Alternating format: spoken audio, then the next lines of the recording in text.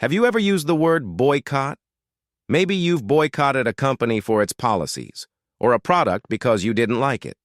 It's a word we use all the time, a powerful tool for social and economic protest. But have you ever stopped to wonder where this word actually comes from? It's not from a Latin root or an ancient concept. No, it comes from a person, a real man whose life became so intertwined with protest that his very name became the action itself. His name was Captain Charles Cunningham Boycott, and this is the story of the hated English land agent who, through his own actions, gave us one of the most powerful words in the English language. To understand how a man's name becomes a verb, we have to travel back to 19th century Ireland. It was a time of immense hardship and political turmoil, known as the Land War. For centuries, most of the land in Ireland was owned by a small number of absentee landlords, many of them English aristocrats. The vast majority of the Irish population were tenant farmers, working the land, paying high rents, and living in constant fear of eviction. Bad harvests could mean starvation, and any inability to pay rent meant being thrown off the land your family had farmed for generations. It was a system ripe for conflict. Into this powder keg walks our man, Charles Boycott. Before he became the infamous figure we remember, his life was relatively unremarkable. Born in Norfolk, England in 1832, he embarked on a career in the British military. He served with the 39th Foot Regiment, but his time in the army wasn't filled with glorious battles or distinguished honors. After a few years, he retired from the military and decided to try his hand at a different life. He married an Irish woman, Anne Dunn, and together they moved to Achill Island, a remote and rugged spot off the coast of County Mayo in Western Ireland. For nearly 2 decades, Boycott lived as a farmer on Achill Island. He wasn't a landlord himself, but a tenant leasing land and trying to make a living from it. By all accounts, it was a tough existence. The land was poor and life was isolated. But Boycott was ambitious. He wanted more. He aspired to manage a larger, more prosperous farm on the mainland, a step up in the world. And in the 1870s, he finally got his chance. This opportunity came from a powerful Anglo-Irish aristocrat, John Crichton, the 3rd Earl of Erney. The Earl was a classic absentee landlord, owning a colossal estate of over 40,000 acres in Ireland while spending much of his time in England. He needed reliable men on the ground to manage his properties, collect rents, and ensure the farms were productive. He offered Boycott the position of land agent for a portion of his estate near the village of Neil in County Mayo. This included overseeing a sizable 629-acre farm. For Boycott, this was the dream job. It offered status, a better income, and a fine house.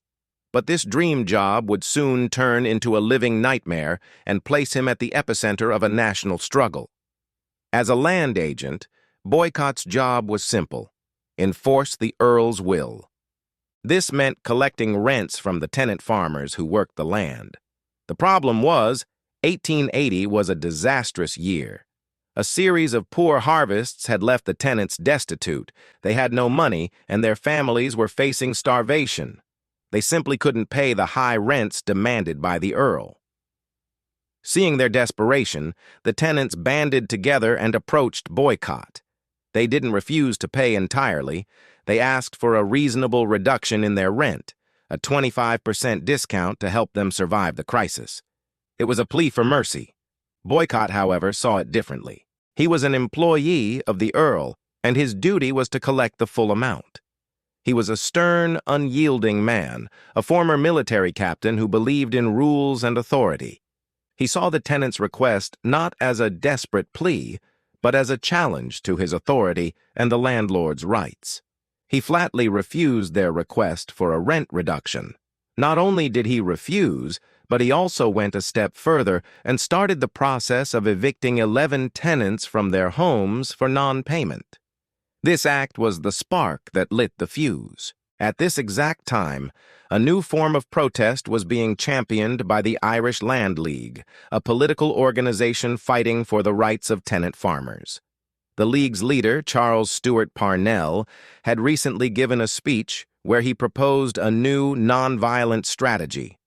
Instead of resorting to violence against harsh land agents or landlords, Parnell suggested a more powerful weapon: social ostracism.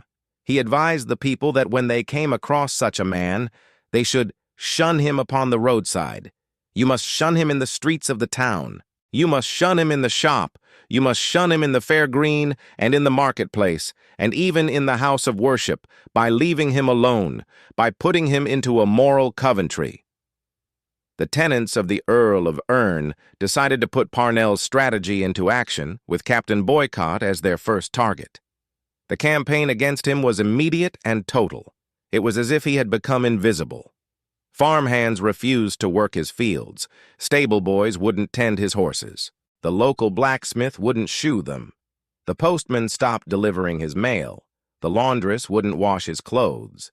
When he or his family went into the local village of Ballinrobe, shopkeepers would turn their backs and refuse to serve them.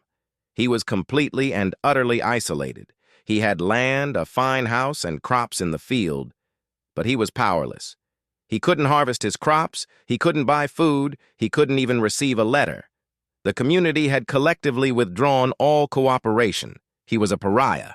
The situation became a national and even international sensation. Boycott, desperate, wrote a letter to the London press, describing his plight. His story of being held captive by an entire community captured the imagination of the British public. The term boycotting was coined by a local priest, Father John O'Malley, to describe this new tactic of organized isolation. The word spread like wildfire through newspapers, and soon everyone was talking about the boycott of Captain Boycott. The British government and the landlord class saw this as a direct challenge to their authority. They couldn't let a protest like this succeed. So they organized a massive, expensive relief expedition.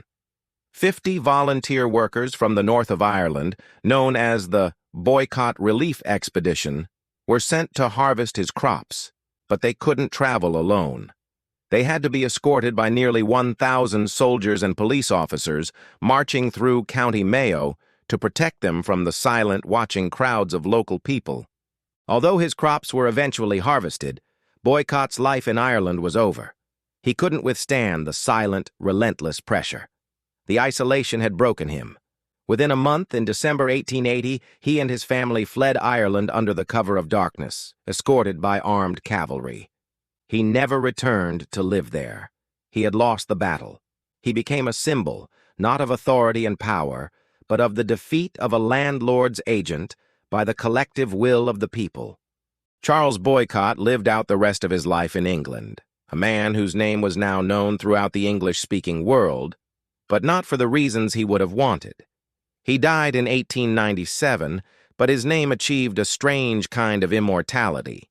The tactic used against him was so effective, so novel, that the word boycott entered the dictionary. It became a standard tool for protest movements everywhere, used by civil rights activists in America, by anti-apartheid campaigners in South Africa, and by countless other groups fighting for change. It's a fascinating legacy. A stubborn, unremarkable man, just trying to do his job as he saw it, became the unwilling namesake for a powerful form of nonviolent resistance. The story of Charles Boycott is a powerful reminder that history is often shaped not just by great leaders and epic battles, but by the collective actions of ordinary people who decide together that enough is enough.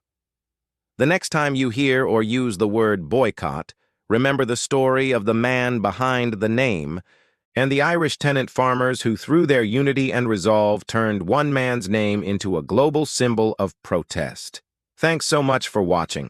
If you found this story interesting, please give this video a thumbs up and subscribe to the channel for more hidden histories. Let me know in the comments if you knew the origin of the word boycott. See you next time.